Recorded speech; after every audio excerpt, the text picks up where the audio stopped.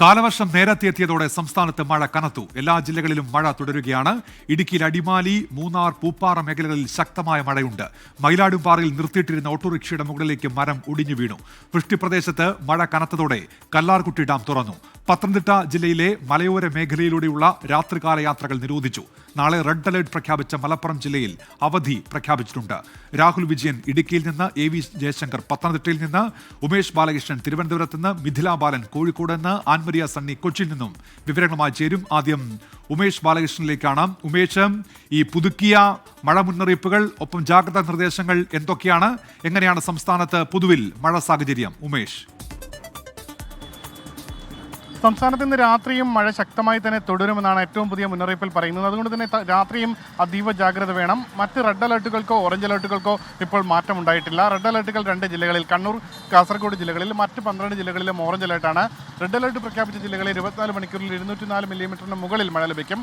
Orange alert പ്രഖ്യാപിച്ച ജില്ലകളിൽ 115 മുതൽ 204 മില്ലിമീറ്റർ വരെയാണ് മഴ ലഭിക്കാൻ സാധ്യത. നാളെയും സമാനമായ സാഹചര്യം തുടരും. നാളെ കുറച്ചുകൂടി ജില്ലയിൽ കുറച്ചുകൂടി ശക്തമായ മഴ ലഭിക്കാൻ സാധ്യതയുണ്ട്. 5 ജില്ലകളിലാണ് നാളെ റെഡ് അലർട്ട് പ്രഖ്യാപിച്ചിരിക്കുന്നത്. ബാക്കി ജില്ലകളിൽ ഓറഞ്ച് അലർട്ടുമാണ്. മറ്റന്നാൾ സംസ്ഥാന വ്യാപകമായി റെഡ് അലർട്ടിന് സമാനമായ മഴ ലഭിക്കും. 11 ജില്ലകളിലെ റെഡ് അലർട്ട് പ്രഖ്യാപിച്ചിട്ടുള്ളൂ. പക്ഷേ മറ്റ് 3 ജില്ലകളിൽ ഓറഞ്ച് അലർട്ടാണ്. സ്വാഭാവികമായി കഴിഞ്ഞ ഈ 2 ദിവസവും അതിശക്തമായ മഴ സംസ്ഥാനത്ത് തുടരുന്നുണ്ട്. സ്വാഭാവികമായി 3-ാം ദിവസവും ശക്തമായി തന്നെ മഴ തുടരും. അതിനുശേഷം മഴ കുറഞ്ഞു തുടങ്ങും എന്നാണ് നിലവിൽ മുന്നറിയിപ്പിൽ പറയുന്നത്. പക്ഷേ ബംഗാൾ ഉൾക്കടലിൽ 27-ാം തീയതിയോടുകൂടി മറ്റൊരു ന്യൂനമർദ്ദം കൂടി രൂപപ്പെടുന്നുണ്ട്. ഇപ്പോൾ അറബിക്കടലിൽ തീവ്ര ന്യൂനമർദ്ദമുണ്ട്. അതിൻ്റെ സ്വാധീനം ശക്തമായി തന്നെ ഈ മഴയെ സ്വാധീനിക്കുന്നുണ്ട്. സ്വാഭാവികമായും ബംഗാൾ ഉൾക്കടലിൽ മറ്റൊരു ന്യൂനമർദ്ദം രൂപപ്പെടുമ്പോൾ അത് ഏത് രീതിയിൽ കാറ്റിനെയും മൺസൂൺ മേഘങ്ങളെയും സ്വാധീനിക്കും എന്നുള്ളതും നിർണായകമാണ്. എന്തായാലും തിരുവനന്തപുരത്ത് ശക്തമായ മഴ തുടങ്ങിയിട്ട് ഏകദേശം 1 മണിക്കൂറോളമായി. ഇപ്പോഴും മലയോര മേഖലയിലും തീരദേശ മേഖലയിലും ശക്തമായ മഴ ലഭിക്കുന്നുണ്ട്. ശക്തമായ കാറ്റുമുണ്ട്.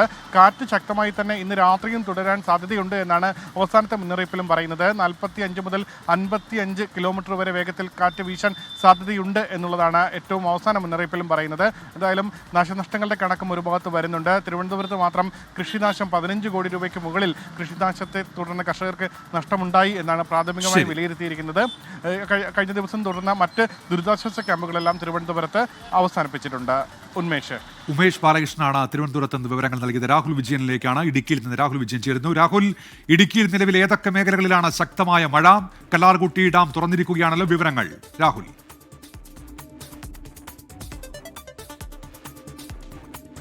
ഉന്മേഷ്, നമ്മളിപ്പോൾ നിൽക്കുന്ന ഈ കട്ടപ്പന ഭാഗത്ത് മഴയ്ക്ക് നേരിയ ശമനമുണ്ട്. അല്പസമയം മുമ്പ് ഇവിടെ മഴ പെയ്തിരുന്നു. പക്ഷേ അടിമാലി, മൂന്നാർ, പൂപ്പാറ, രാജാക്കാട് ഈ മേഖലയിൽ ശക്തമായ മഴ പെയ്യുന്നു. ഇടതടവില്ലാതെ മഴ പെയ്യുന്നു എന്നുള്ളതാണ് അവിടെ നിന്ന് നമുക്ക് മനസ്സിലാക്കാൻ കഴിയുന്നത്.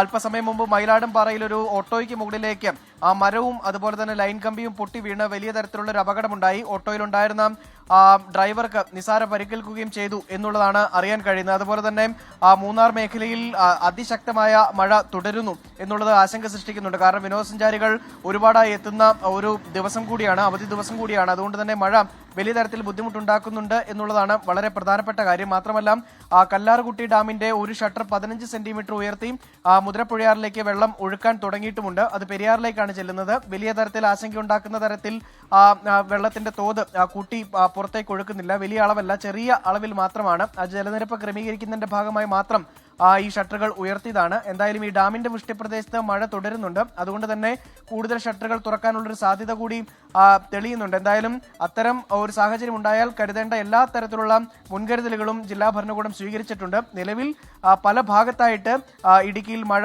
തുടരുന്നു എന്നുള്ളതാണ് ഏറ്റവും പ്രധാനപ്പെട്ട കാര്യം. ഉന്മേഷ്, രാഹുൽ വിജയനാണ് ഇടുക്കിയിൽ നിന്നുള്ള വിവരങ്ങൾ നൽകിയത്. മിഥില ബാലൻ കോഴിക്കോട് നിന്ന് ചേരുന്നുണ്ട്. മിഥില, ഇപ്പോൾ ഈ കോഴിക്കോട് പലയിടങ്ങളിലും വീടുകൾ അടക്കം തകർന്ന സ്ഥിതിയുണ്ടല്ലോ, മരങ്ങൾ വീണ് വീട് തകർന്ന സ്ഥിതിയുണ്ട്. മറ്റൊന്ന്, ഈ താമരശ്ശേരി ചുരത്തിലെ ഗതാഗത തടസ്സമാണല്ലോ, വിവരങ്ങൾ എന്തൊക്കെയാണ് മിഥില? ഉന്മേഷ്, കോഴിക്കോട് നഗരത്തിൽ ഇപ്പോൾ ചാറ്റൽ മഴയാണ്. അതേസമയം തന്നെ ഗ്രാമീണ മേഖലകളിലേക്ക് അല്ലെങ്കിൽ മലയോര മേഖലകളിലേക്ക് പോവുകയാണെങ്കിൽ ശക്തമായ മഴ പെയ്യുന്നുണ്ട്. പ്രത്യേകിച്ച് താമരശ്ശേരി ഭാഗങ്ങളിൽ, താമരശ്ശേരി ചുരത്തിലാണ് അല്പസമയം മുമ്പ് മരം വീണത്. മരം വീണ് 8-ാം വളവിനും 9-ാം വളവിനും ഇടയിലാണ് മരം വീണത്. ഗതാഗത തടസ്സം രൂക്ഷമായി അവിടെ നേരിടുന്നുണ്ട്. ഇപ്പോൾ കോഴിക്കോട് നഗരത്തിൽ മഴത്തുള്ളികളുടെ ശക്തി കൂടിക്കൂടി വരുന്നുണ്ട്. അല്പസമയം മുമ്പ് വരെ വലിയ രീതിയിലുള്ള ഒരു ഗതാഗത കുരുക്ക് കോഴിക്കോട് നഗരത്തിലും അനുഭവപ്പെട്ടിട്ടുണ്ടായിരുന്നു. നിലവിൽ ഇന്ന് രാവിലെ മുതലുള്ള കണക്കെടുക്കുകയാണെങ്കിൽ കോഴിക്കോട് താലൂക്കിൽ 10 വീടുകൾ ഭാഗികമായി തകർന്നിട്ടുണ്ട്. വടകര കൊയിലാണ്ടി താലൂക്കുകളിലായി ഓരോ വീടുകളും തകർന്നിട്ടുണ്ട്. നാളെ റെഡ് അലേർട്ടാണ് ജില്ലയിലുള്ളത്. അതുകൊണ്ട് തന്നെ അതീവ ജാഗ്രതാ നിർദ്ദേശം ജില്ലാ ഭരണകൂടം പറഞ്ഞിട്ടുണ്ട്. അതീവ ജാഗ്രതാ നിർദ്ദേശം പുറപ്പെടുവിച്ചിട്ടുണ്ട്. ഇന്ന് രാവിലെ കളക്ടറുടെ നേതൃത്വത്തിൽ ദുരന്ത നിവാരണ അതോറിറ്റിയുടെ യോഗം ചേർന്നിട്ടുണ്ടായിരുന്നു. മുൻ വർഷങ്ങളിൽ ഏതെല്ലാം സ്ഥലങ്ങളിലാണ് മണ്ണിടിഞ്ഞത്, അത്തരം മണ്ണിടിഞ്ഞ സ്ഥലങ്ങൾ കേന്ദ്രീകരിച്ച് ജാഗ്രതാ നിർദ്ദേശം നൽകിയിട്ടുണ്ട്. മാത്രമല്ല വിനോദസഞ്ചാര കേന്ദ്രങ്ങൾ, പ്രത്യേകിച്ച് വെള്ളച്ചാട്ടം, പുഴ അല്ലെങ്കിൽ കടൽത്തീരങ്ങൾ, ഇവിടങ്ങളിലെ ആളുകൾ എത്തുന്നതിന് നിയന്ത്രണം ഏർപ്പെടുത്തിയിട്ടുണ്ട്. കോറിയുടെ പ്രവർത്തനത്തിന് നിയന്ത്രണം ഏർപ്പെടുത്തിയിട്ടുണ്ട്. ഏറ്റവും ഒടുവിൽ പറയാനുള്ള ഒരു കാര്യം എന്നത് കോഴിക്കോടിന്റെ നഗരപ്രദേശങ്ങൾ, അതായത് ഞാനിപ്പോൾ നിൽക്കുന്ന നഗരമേഖലകളിൽ ഉൾപ്പെടെ മഴയുടെ ശക്തി കൂടി വരുന്നു. നേരത്തെ ഞാൻ ലൈവ് തരുന്ന സമയത്ത് ഒരു ചാറ്റൽ മഴയായിരുന്നുവെങ്കിൽ ഇപ്പോൾ മഴത്തുള്ളികളുടെ ശക്തി കൂടി വരികയാണ് ഉന്മേഷ്. ശരി, കോഴിക്കോട് മഴയുടെ ശക്തി കൂടുന്നു. മിഥിലാ ബാലനാണ് അവിടെ നിന്നുള്ള വിവരങ്ങൾ നൽകിയത്. പാലക്കാട് വിളയൂർ കുപ്പത്ത് വൻ ആൽമരം കടപുഴകി വീണിരിക്കുന്നു. 150 വർഷത്തിലേറെ പഴക്കമുള്ള ആൽമരമാണ് കടപുഴകി വീണത് എന്ന് ശ്രീജിത് ഇപ്പോൾ അറിയിക്കുന്നുണ്ട്. മഴക്കെടുതി സംബന്ധിച്ച കൂടുതൽ വിവരങ്ങളിലേക്ക് നമ്മൾ എത്തും. ആൻമരിയ സണ്ണിയിലേക്കും ഒപ്പം AV ജയശങ്കറിലേക്കും ഇടവേളയ്ക്ക് ശേഷം.